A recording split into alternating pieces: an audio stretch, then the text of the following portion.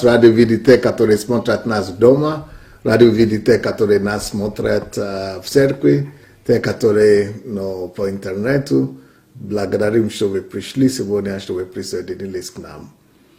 Мы говорим о важности времени, Поэтому сегодня я буду говорить о том, как через время создать себе из себя ценности, превратить себя в драгоценный продукт, драгоценный товар, превратить себя же в ценность, которая дорого стоит, ценность, за которой буду бегать, ценность, за которой, из которой будет выходить качество постоянно, который будет способен менять не только себя, но менять других и менять мир. То есть каждый сам себя может сформировать.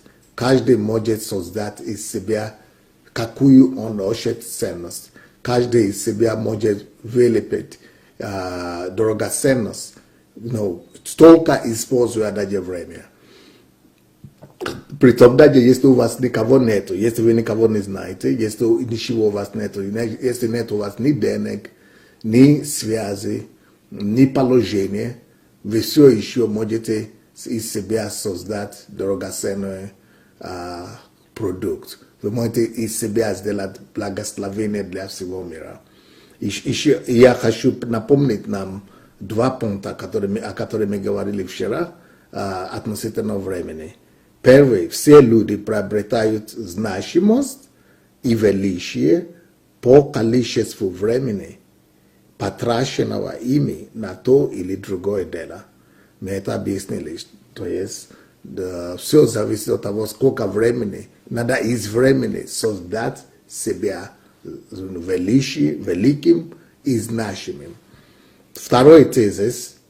Если люди хотят стать значимыми, они должны купить эту значимость валютой времени. То есть не валютой доллара, ни фунтов, ни евро, ни какие-то, а валютой времени.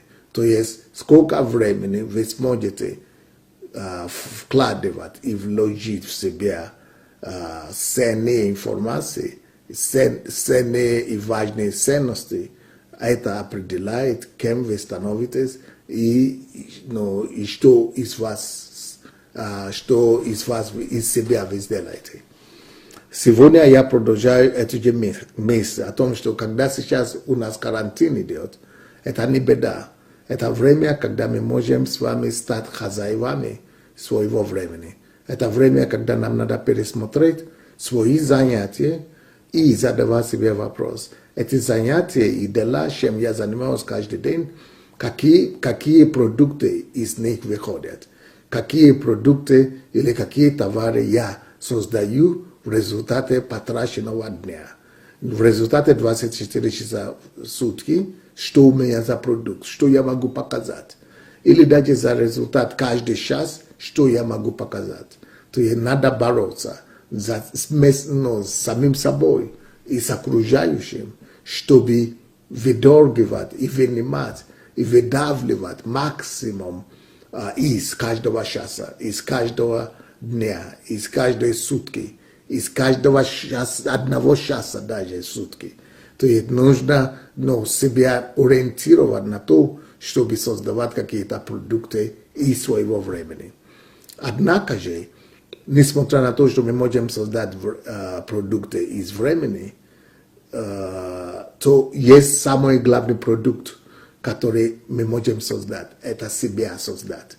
Есть, давайте, вообще, есть три вещи, которые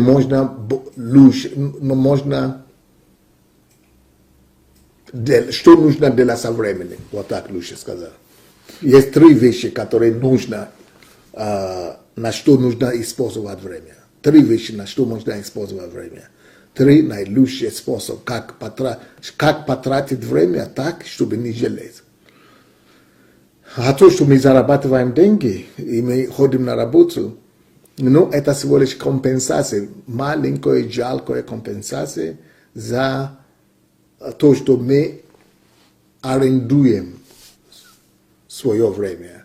my daje nie arendujem pradajom za dyszowku swoją cheese i swoją время. Помните, мы говорили вчера о том, что мы все с вами работаем 8 часов в день. Но остальные там мы спим 8 часов, мы еще бегаем туда 8 часов, а 8 часов это активная рабочая фаза жизни, которая у нас есть. Вот и большинство из нас эти 8 часов мы отдаем кому-то.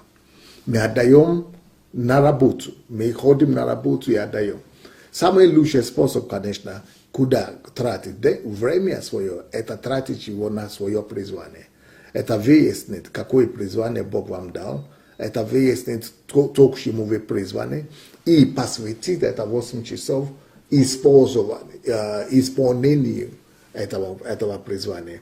Но с другой стороны, если вы работаете, и у вас нет возможности совместить вашу работу с вашим призванием, тогда, значит, нужно по-другому делать. Нужно тогда из 16 часов, которые остались, после 8, которые вы взяли, тогда нужно найти для себя хотя бы 4 часа или 3 или 4 часа в день, которые вы будете, помимо своей работы, которые вы будете посвятить своему призванию. Но идеально вообще-то, как лучше всего потратить свое время, это потратить его на исполнение своего призвания. Но давайте мы потом к этому вернемся. Однако, если вы имеете, из 8 часов, которые мы имеем в сутки, или 24 часа, что мы имеем, мы можем 3 вещи есть, на которые мы можем лучше всего потратить. И ни одно из них не есть на работу или зарплату получить. Потому что когда мы работаем на зарплату или когда мы работаем на работе, мы не реализуем свое призвание, во-первых. Во-вторых, мы отдаем 8 часов в день, но своему работодателю. Мы отдаем кому-то, если это не призвание наше, мы отдаем кому-то. И что такое зарплата? Зарплата это когда вам дают примерно 10% из созданного вами стоимости или ценности. То есть вы никогда не получаете на работе именно всего, сколько вы создали своей работой. Не, потому что часть из них идет на развитие дела, часть из них идет на зарплаты другим людям тоже, а часть из них идет начальнику.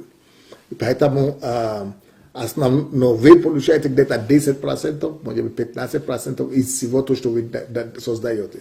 Что это обозначает? Это обозначает, что вы способны, вы из зарплаты получаете 10% из вашего всего потенциала.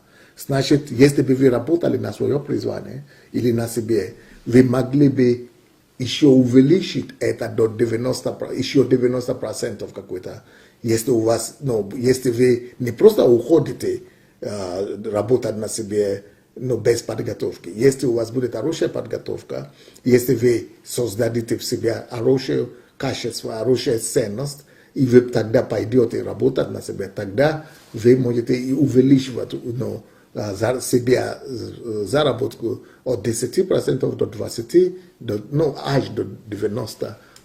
Потенциал еще у вас осталось 90%. Так что, почему я говорю о том, что когда мы работаем на работу или на кого-то, мы на самом деле по дешевку себя продаем. Мы продаем не только свое время по дешевку, мы продаем себя вообще. Потому что жизнь наша состоит из времени тоже. Все в этой жизни состоит из времени. Все берется из времени. Все формируется временем.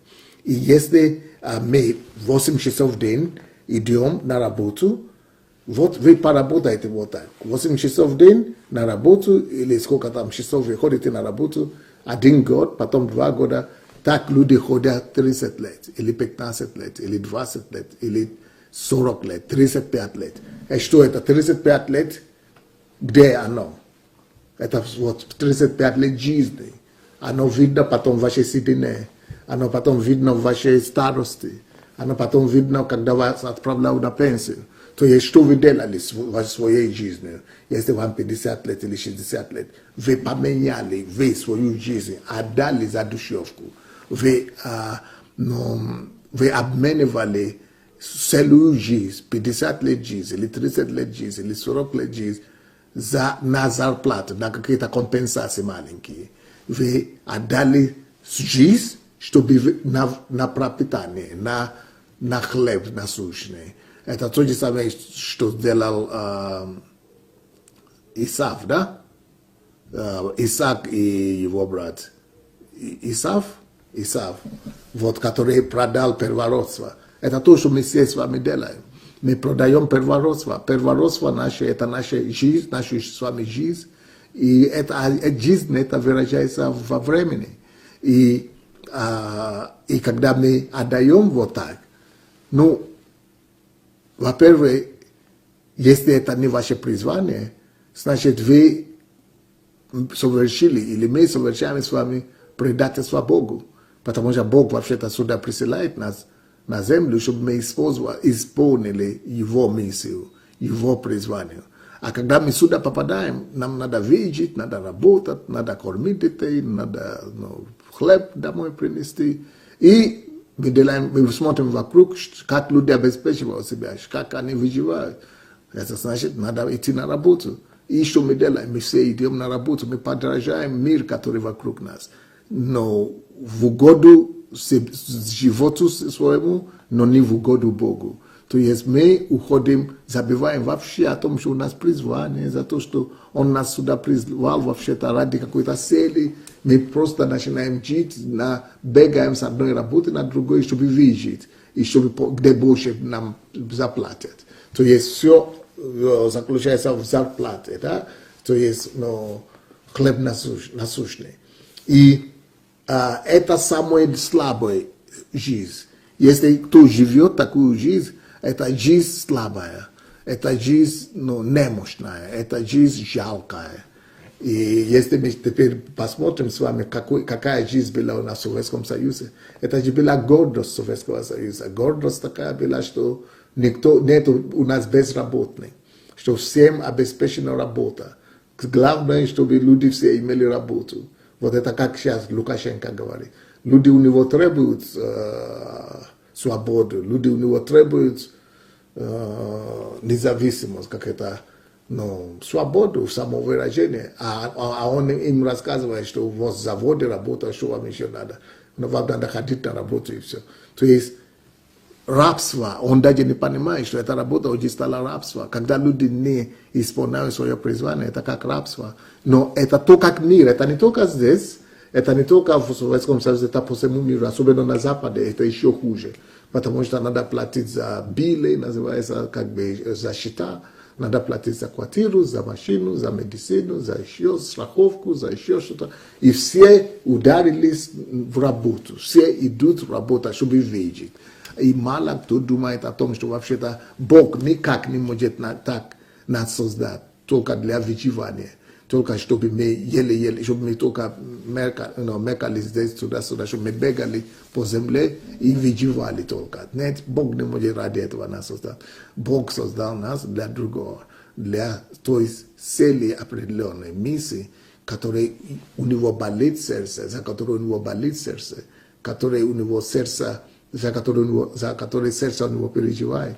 И он ради этого создает каждого из нас, чтобы эту миссию на земле мы выполнили. Вот идеальное использование времени – это на исполнение своей миссии, своего призвания. Идеальное использование времени и свою жизнь – это на призвание. Но мы часто не размышляем и не думаем серьезно об этом, о том, что время и есть жизнь.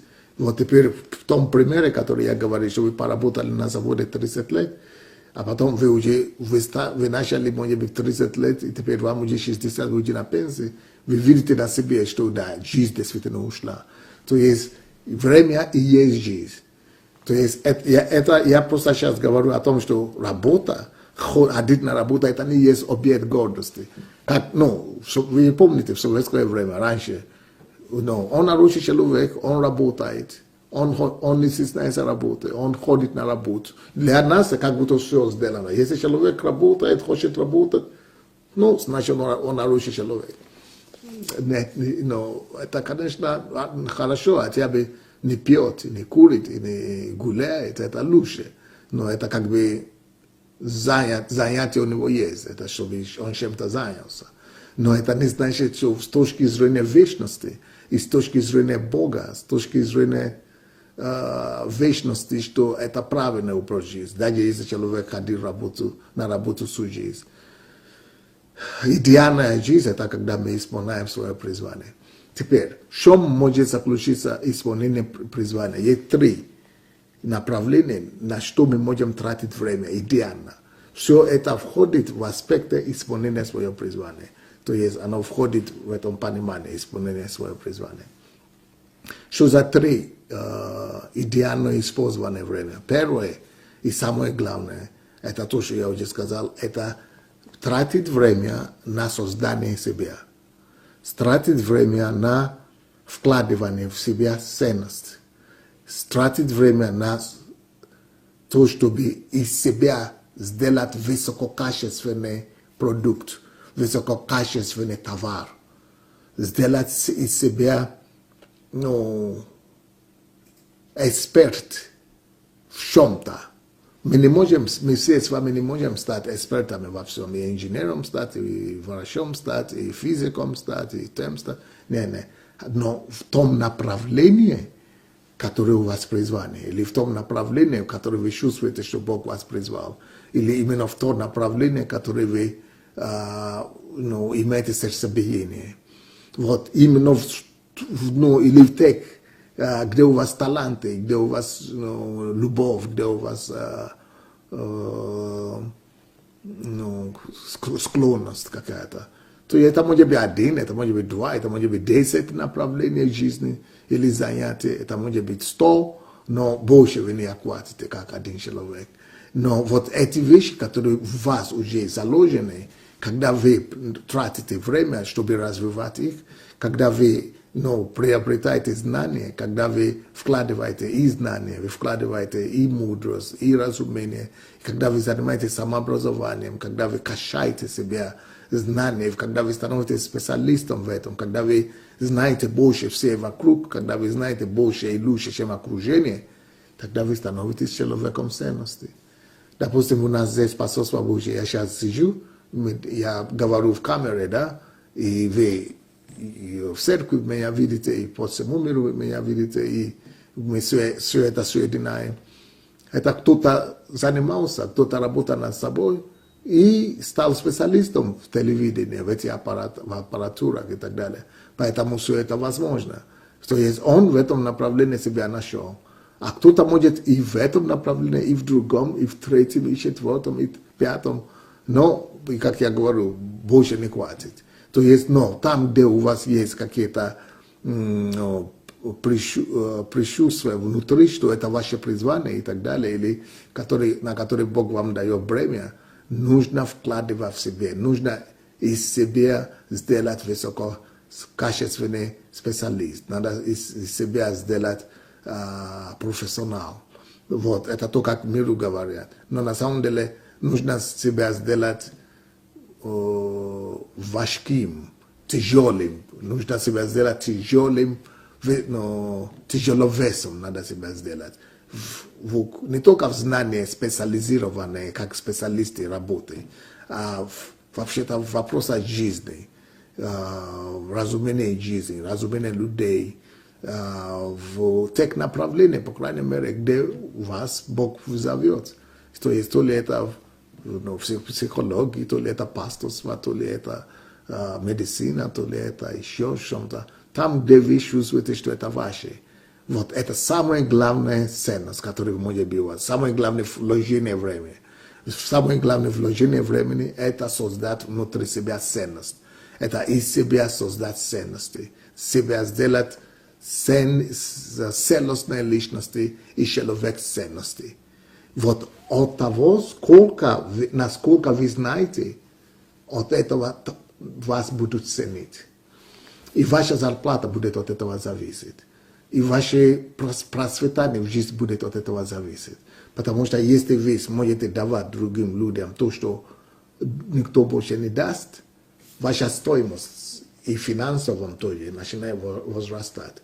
Но это даже не самое главное. Главное в том, что вы знаете, что вы это делаете в угоду Богу. Вы исполняете волю Божию. И вы исполняете свое призвание. Но вот самая главная ценность должна быть вы. Вы не должны позволять, чтобы время просто так проходило мимо вас. Но 24 часа, а потом сутки, а потом еще сутки проходят мимо вас. Нет, вы не должны позволить, чтобы такое было.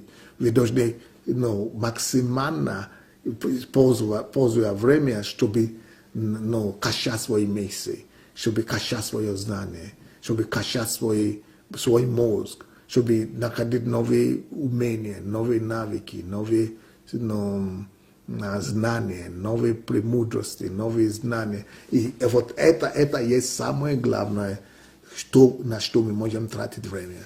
Потому что выше вас ничего нет. Допустим, вы можете, если вы просто будете вкладывать в себя как специалист, да, как врач, а потом однажды вас отправят на пенсию, или вы потеряете работу, и вы больше ничего не умеете делать, и все. Вы остаетесь человеком, на который уже нет спроса. Но если вы не только развиваете специализацию, специальность, вы развиваете себя в общем, во всех направлениях, где у вас есть желание, где у вас есть, допустим, моя жена, она же пастор, да, и она по специальности, она вообще-то инженер-механик, пастор Босе. Но помимо этого, она уже сейчас, по-моему, 2-й или 3-й диплом, по новой специальности приобретает. И сейчас она, прямо сейчас, как мы говорим, у них уроки, у них занятия, у них учеба, у нее сессия. Она сейчас учится на психолога. То есть, постоянно, я по-другому, она через институт и так далее, а я по-другому, я люблю сам, я сам приобретаю знания и так далее. Но каким бы образом это не было, то есть, не важно, что не произошло с пастором Босе завтра, допустим. Нету механика, инженера, она найдет себя в другом. Нету церкви или пасторства, она найдет себя в другом. То же самое, как я. Могу себя найти в любом деле и могу заниматься всеми делами в любое время. Это за счет того, что человек создает из себя качество, человек создает из себя ценности. Вот сделайте из себя человек ценности таким же образом. То есть это по-другому не приходит, как только через знание. Знание, разумение и мудрость. Надо приобрести знание, надо из себя сделать, надо объем личности своей понять. Надо создать в себе объем личности. Надо себя сделать эрудированным человеком. Только таким образом это идет. По-другому не будет. Вы не можете стать человеком ценности и качества, только гуляя по жизни и так далее. Не, вам нужно качать себя. Самообразование – это одно из самых важных ценностей в жизни. То есть образовывать себя, самообразование, самоулучшение, работа над собой. Вот нет лучшего занятия и траты времени, чем это. Следующее, на что можно больше всего тратить время, кроме саморазвития. Это вы можете тратить свое время, 24 часа, которые у вас в сутки, можно его тратить на других людей. Это вторая, самая главная ценность, которая есть в этом мире. Первая ценность – это ты сам. Тратишь время на себя, на развитие себя, на создание себя, на формирование определенных качеств, ценностей, навыки приобрести, специальности, знания, профессию. Вот это себя, ты сам, самая главная ценность, и на что нужно больше всего тратить время. Поэтому, когда мы сейчас видим то, что происходит с этим карантином и с короной, это же возможность для нас. Нельзя ходить по улице, все, иду качать себя. Нельзя ходить на работу, очень хорошо, сижу дома и занимаюсь самообразованием. Нельзя в гости ходить, очень хорошо. еще для меня лучше. То есть они вам помогают создать для себя благоприятные условия. Что, если вы понимаете, конечно, важность времени и на что лучше всего тратить время, то тогда вы берете это быка за рога, и вы сразу говорите: о, слава тебе, Господь, я не буду ходить, у меня есть от оправдания, не ходить по всем магазинам, и не ходить по всем праздникам, а сидеть дома и создавать себя, сформировать себя. Для некоторых из нас, которые меня слушают сейчас, для нас уже поздно в чем-то, потому что мы уже не молодые. Но никогда не бывает поздно для знания. Никогда не бывает поздно слишком для приобретения ценностей и качества. То есть это все зависит от того, сколько вы можете приобретать знания, навыки.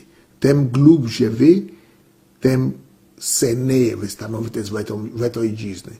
И это не только в деньгах, вообще как человек. Вы становитесь человеком ценностей. И вас уважают, потому что вы открываете рот, и вы говорите важные вещи. Ваши слова могут принести спасение. Ваши слова могут менять судьбы людей. Вот, помимо самое главное, то, что я говорю, что самое главное, это ценность, которую вы вкладываете в себя. Второе, на что больше всего нужно и можно тратить время, это на взращивание других людей или на благословение других людей. То есть то, что вы уже приобрели знания, это знание, которое вы приобрели, надо теперь использовать, чтобы возлюбить ближнего, как самого себя.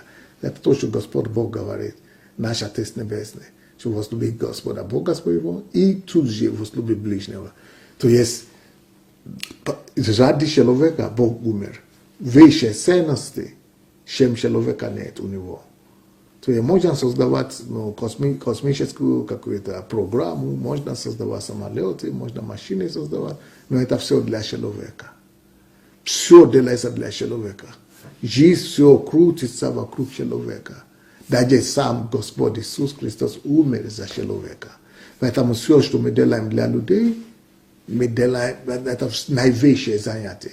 Нету более ценное занятие, чем то, что мы будем делать для людей.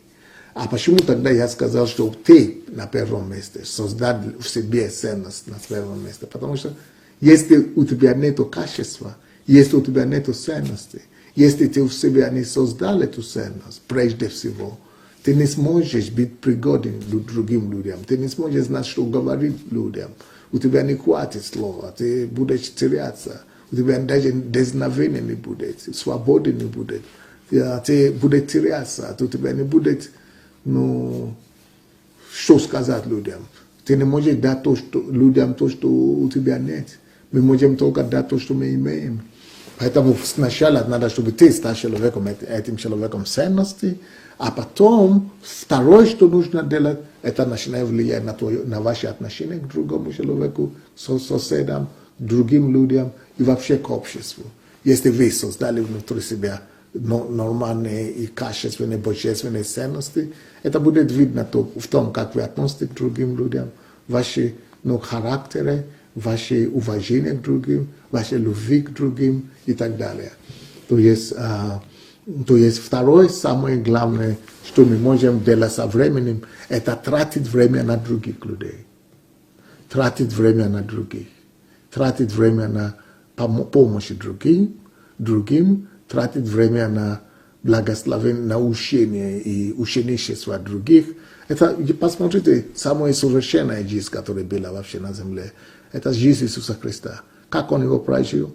Он общался с Отцом и общался с людьми. И большинство его занятий в течение дня – это чтобы людям помочь, чтобы рассказывать, открывать людям глаза, чтобы быть ответом на их вопросы. Вот мы то же самое. Время мы не просто должны его, позволять, чтобы оно проходило, что мы просто проживаем. Надо целенаправленно себя направлять на то, чтобы служить, работать и общаться с людьми, помогать людям, вкладывать себя в людей, спрашивать, в чем люди могут быть в нужде, какие я могу быть помощью людям, какие у меня есть навыки, какие у меня есть знания, чтобы помогать людям, то вам надо задавать эти вопросы себе. И надо действительно искать людям, которые могут в вас нуждаться. Поэтому мы имеем эти социальные сети, мы имеем эти все технологии, оно упрощает жизнь вообще. Мы можем выходить на Facebook, мы можем выходить на YouTube, мы можем какие-то, как там, Instagram, выходить, Telegram, мы можем везде просто, даже без себя, без своего лица, мы можем просто какую-то картинку ставить, а сами за кадрами мы что-то рассказываем. То есть столько сейчас возможностей, бесплатно вообще, вы не будете тратить для этого ничего. И не обязательно, чтобы люди даже вас признавали или знали, как вас зовут. А сама суть, что вы обогащаете людей, и вы обогащаете мир, в котором вы живете. И, как я сказал, выше ценности, чем человека нет. То, что вы делаете для людей, это имеет перед Богом и в вечности высочайшие ценности. Но еще есть третье занятие. Третье, что можно делать со временем.